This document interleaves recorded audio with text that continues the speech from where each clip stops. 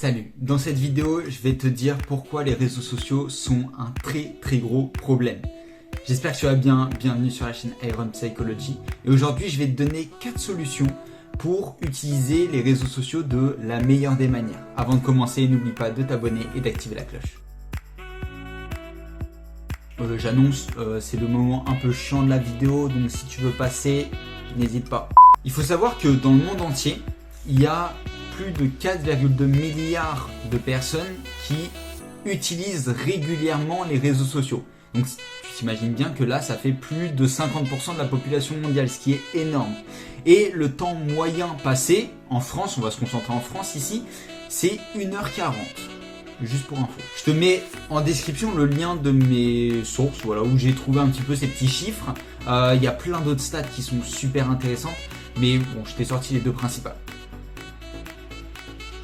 Pour moi, ce qui me fait le plus peur avec les réseaux sociaux, c'est qu'il faut savoir que une personne, elle peut accumuler plus de souffrance dans une seule journée avec les réseaux sociaux que dans une vie entière sans réseaux sociaux. Et ça me fait peur personnellement. Sur les réseaux sociaux, les gens, ils partagent absolument tout.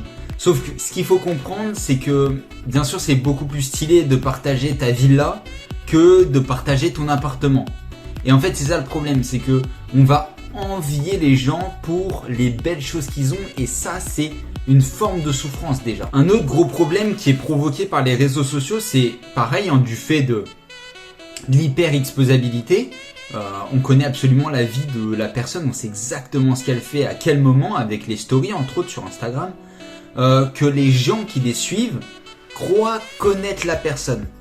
Sauf que ce qu'il faut savoir, c'est que pour connaître une personne, c'est sûrement pas avec les réseaux sociaux, même si elle vous partage absolument tout, que vous allez la connaître.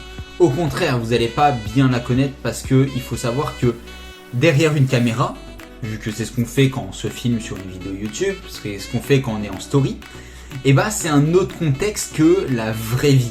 C'est-à-dire que si au moment de faire notre story, où on était devant une personne humaine à la place d'avoir une caméra, là, ça aurait été encore une autre chose.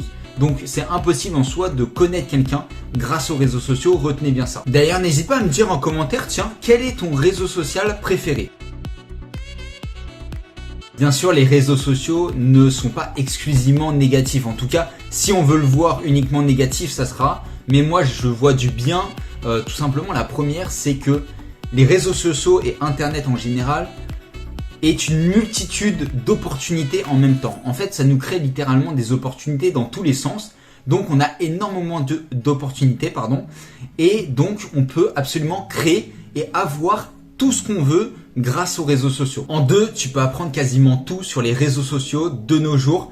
Alors certes, ça ne sera pas qualifié par un brevet, un diplôme ou quoi que ce soit, mais en soi, on s'en fiche, tu vois, tu peux vraiment acquérir n'importe quelle compétence, sur les réseaux sociaux, donc fonce. En 3, sur les réseaux sociaux, tu peux absolument te connecter à n'importe quelle personne, parce que je te rappelle que plus de 50% de la population mondiale est sur les réseaux sociaux. Alors il y en a plein, mais tu es connecté vraiment à 50%, donc tu peux parler à un peu n'importe qui et faire de très belles rencontres. N'hésite pas à me dire en commentaire tout de suite si tu partages une de tes passions et quelle passion tu nous partages sur tes réseaux.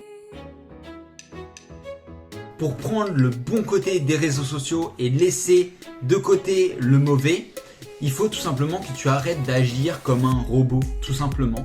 La plupart des gens vont juste sur leur réseau, juste comme des robots, voilà, et ils like, on ne sait pas pourquoi, et ils regardent du contenu, voilà, et ils téléchargent des informations inutiles toute la journée. Donc arrêtez d'agir comme des robots. En premier, arrête tout de suite de mettre des likes et commence à mettre des commentaires avec des vraies émotions. Pour ça, tu peux tout simplement commencer à utiliser les emojis, quitte à en mettre plusieurs dans ta phrase pour faire passer des émotions. Deuxième chose, demande-toi tout simplement si ce que tu es en train de regarder là maintenant t'apporte vraiment quelque chose.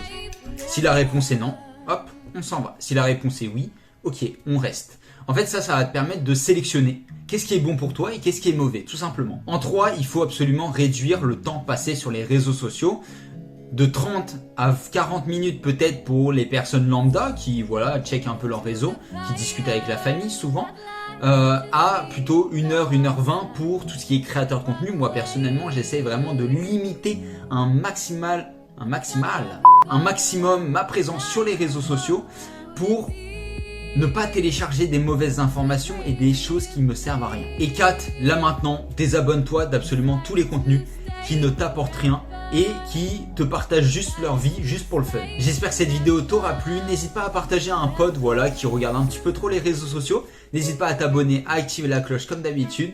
Nous on se retrouve demain, 19h, pour une prochaine vidéo. Salut!